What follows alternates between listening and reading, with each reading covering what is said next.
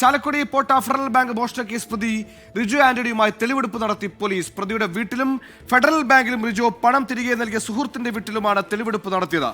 മോഷ്ടിച്ച തുകയിൽ 14 ലക്ഷം രൂപ കണ്ടെത്തിയിട്ടുണ്ട്. പ്രദേശവാസിയായ സ്ത്രീയുടെ മൊഴിയാണ് റിജോയെ കുടുക്കിയത്.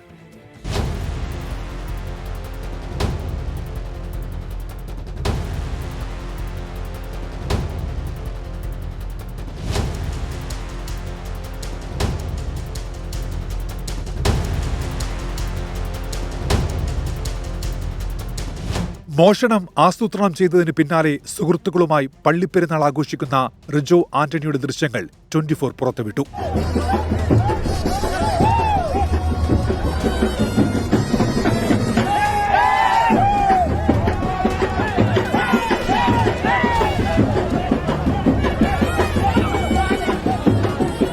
ഒരിക്കലും പിടിവീഴില്ല എന്ന ആത്മവിശ്വാസത്തിലായിരുന്നു പ്രതി. പക്ഷേ CCTV ദൃശ്യങ്ങളും പ്രദേശവാസിയായ സ്ത്രീയുടെ മൊഴിയും റിജോയെ കുടുക്കി. ഒടുവിൽ കുറ്റമേറ്റു പറഞ്ഞ റിജോ പോലീസിന് മുന്നിൽ വിങ്ങിപ്പൊട്ടി.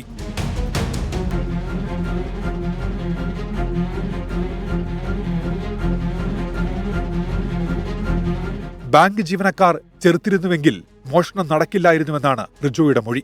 പ്രതിയുടെ വീട്ടിൽ നടത്തിയ തെളിവെടുപ്പിൽ 12 ലക്ഷം രൂപ കണ്ടെത്തി. റിജോയുടെ സുഹൃത്തിന്റെ വീട്ടിൽ നിന്ന് 2.9 ലക്ഷം രൂപയും കത്തിയും ലഭിച്ചു.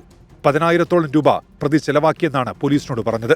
4 ദിവസം മുൻപ് ബാങ്കിലെത്തിയ റിജോ സ്ഥിതിഗതികൾ വിലയിരുത്തിയിരുന്നു.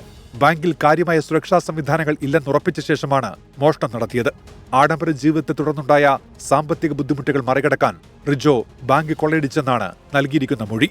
പ്രതിയെ കസ്റ്റഡിയിൽ വാങ്ങി വീണ്ടും ചോദ്യം ചെയ്യും. 24 തൃശൂർ.